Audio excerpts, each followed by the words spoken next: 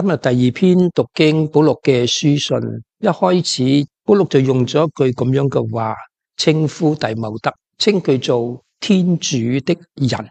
呢句話係聖經裏邊一種尊稱嚟嘅，能夠被稱為天主的人呢，唔係咁簡單。所以今日就讓我哋用呢一個尊稱嚟做主題作反省，究竟指啲乜嘢嘢呢？點樣可以成為一個天主的人呢？保祿要求弟茂德成為天主的人，亦都可以話叫所有讀佢書信嘅人都能夠成為天主嘅人。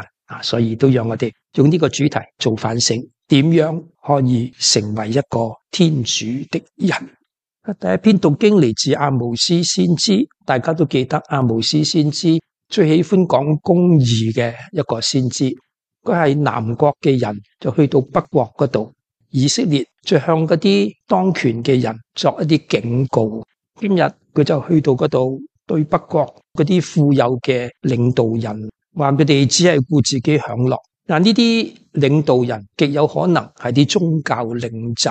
點解咁樣講話佢係宗教領袖呢？就係因為呢度係講到佢伴着琴聲吟詠自比達味。意思就係達味寫咗好多詩歌，今日聖詠裏邊好多係達味。達味藉住詩歌去讚美天主，亦都希望人藉住佢嘅詩歌讚美天主。呢一個人好想好似達味一樣，會自比達味，就用琴聲，但係佢就唔係愛嚟讚美天主，而係自己娛樂自己。唱歌係一種娛樂嘅，咁但係佢就唔係愛嚟讚美天主，亦都冇帶領人讚美天主。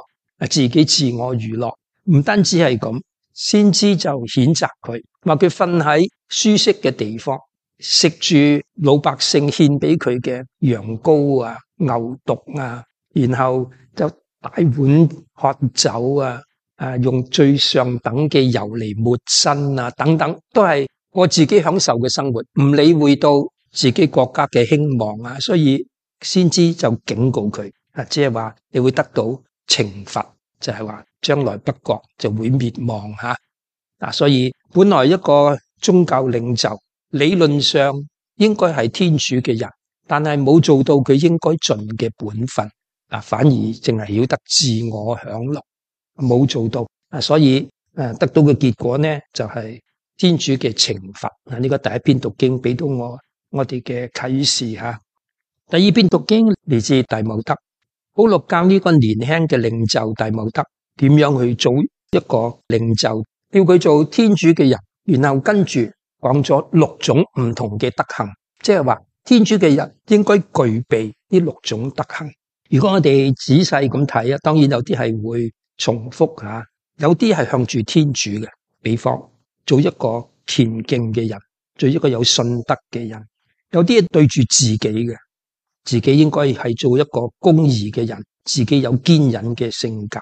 有啲係對人嘅，比方對別人應該有愛德，應該係一個善良嘅人。所以呢度6種德行，你可以話對天主、對自己、對別人都有。德行嘅好處就係德行幾時都係一個見證嚟嘅，行係好吸引人，唔單止自己藉住呢啲德行成為天主嘅人，因為你嘅德行，人通過你去接觸天主。所以保祿就今日鼓勵呢個年輕嘅宗教領袖，叫佢做一個天主嘅人。好，第三篇讀經，其實第三篇讀經係我哋今日最精彩嘅地方啊！今日嘅呢篇讀經係好靚。如果大家記得上個星期我哋嘅讀經係講耶穌藉住呢個比喻就稱讚呢個不義嘅管家，話佢辦事精明。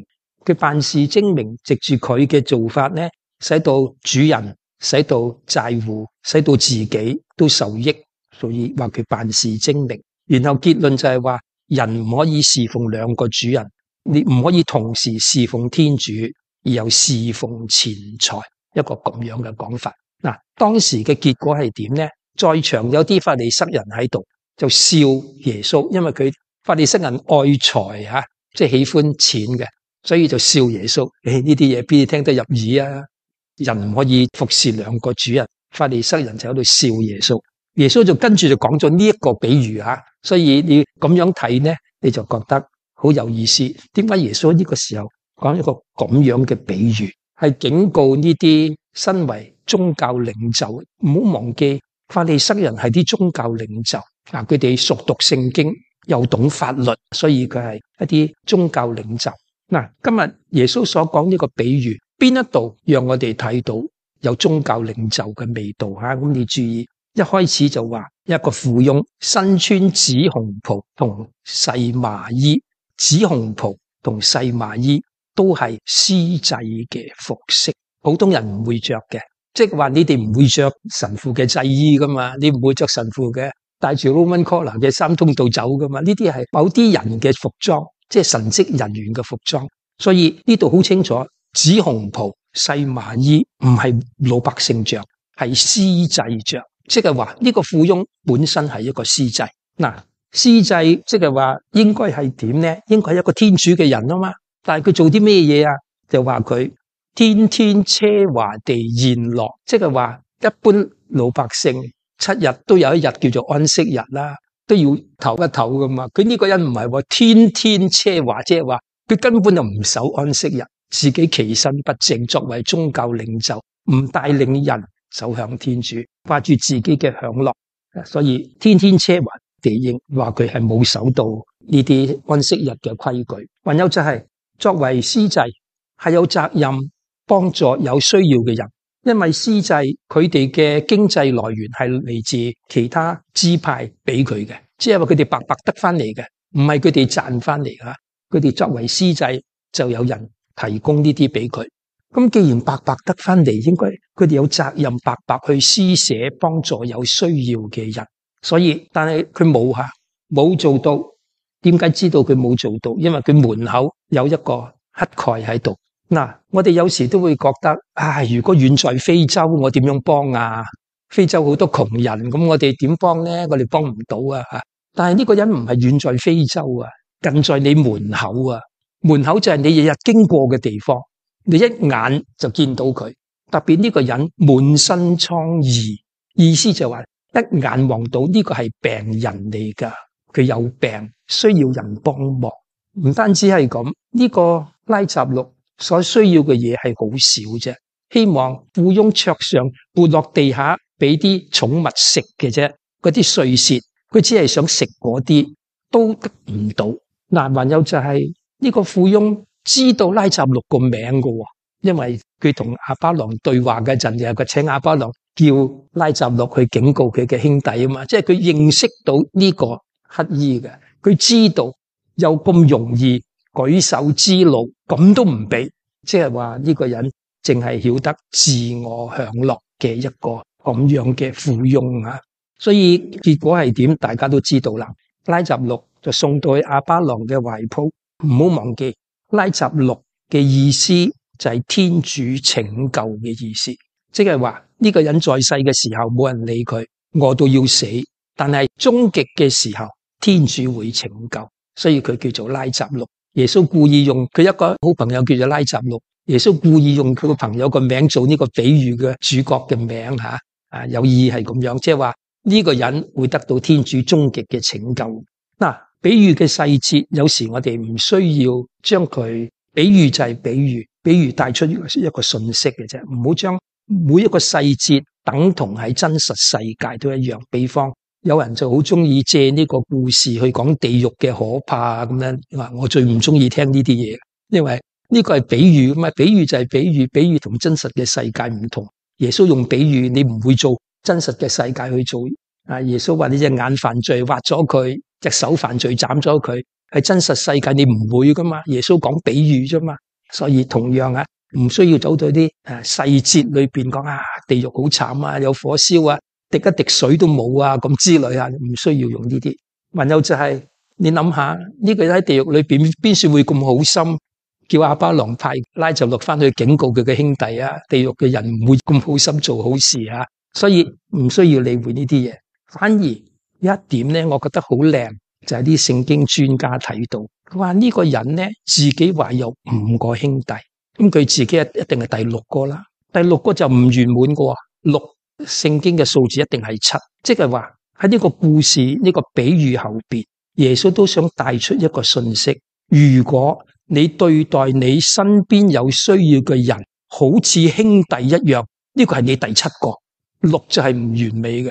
其實你身邊幾時都有啲有需要嘅人，只要你好似兄弟咁待佢，你就有7個兄弟，咁就係一個圓滿嘅數字啦。即係話天主俾咁多機會你喺你門口啫，你都唔做，唔可以怪別人啊！乜嘢機會都俾晒你，但係呢個人始終冇做吓，讓我哋睇到一個作為天主嘅人，必定係一個願意同人哋分享自己所有嘅人。天主嘅人必須要有呢種特質，幫助你身邊有需要嘅人。所以用呢個故事帶出呢個信息。好，我哋反省呢個主題吓。今日亦都係教育主日，希望做家長嘅、做學校老師嘅、主日學或者舞蹈班導師嘅人，我哋都係有責任教育我哋嘅下一代。我諗大家都知道天主教嘅學校標榜5種基本價值。我諗喺天主教學校，現代嘅天主教學校，個個都應該知道邊5個基本價值，就係公義、仁愛、真理、家庭同埋生命。咁你睇完呢5個呢，你就會話呢啲好普通嘅啫，冇乜嘢宗教味道嘅。事實係嘅，冇乜宗教味道。意思就係話，我哋天主教學校大家都知道，絕大部分學生都唔係教友嚟嘅。嗰啲名校就算好少少，有大概20% 係教友，但係嗰啲普通嘅天主教學校幾個嘅就可以係，所以係極少數。所以你唔可以標榜一啲好宗教性嘅價值。所以呢5種你可以見到係好人性嘅價值。希望你喺呢度讀書，起碼你掌握到點樣做人，同你點樣做一個好嘅善良嘅人。呢個係天主教學校標榜嘅吓。不過作為天主的人啊，我就覺得我哋應該具備呢啲人性嘅價值，同時具備呢啲宗教性嘅價值。如果2樣都有嘅話，咁你真係一個天主的人。即係話人能夠從你嘅身上唔單止感受到一啲人性嘅價值，比方好善良嘅人啊，好心地啊，呢啲一般人都有。但係從你身上，如果你有啲宗教嘅價值，對天主虔敬啊，有一個信德等等，你會吸引人走向天主嘅。比方我成日想起宗徒時代已經有啲外邦人係會去到聖殿裏邊朝拜天主。點解啊？以色列人嘅嗰種宗教嘅虔誠係吸引到佢哋自己會走去聖殿裏邊啊，去到外邦人嘅庭院去崇拜天主。所以天主的人具備宗教價值嘅人呢，人性價值當然係應該有啦。再加埋呢種宗教性嘅價值，會更吸引人。所以我就覺得天主教嘅學校，佢哋嘅學校標榜嘅係一種吸引力。如果學校裏邊嘅基督徒再加上呢啲宗教價值呢，更能夠吸引人去喜歡呢間學校。我發現天主教嘅學校喺香港好吃香，原來去到外國都係嘅。我聽到一啲移民嘅朋友去到外國比方中國移民9成9都係非教徒噶啦，但係去到外國嘅時候係好想入教會學校。佢哋覺得始終呢個宗教信仰有一啲價值吸引到佢。現代嘅社會大家都講自由，太混亂啦，掌握唔到真正價值所在，令到你好迷茫。但係天主教就好清楚話俾你聽，應該價值係喺邊一度。所以我聽講係好多中國嘅移民去到外國呢，就申請入天主教學校願意成為教徒，係一件好事。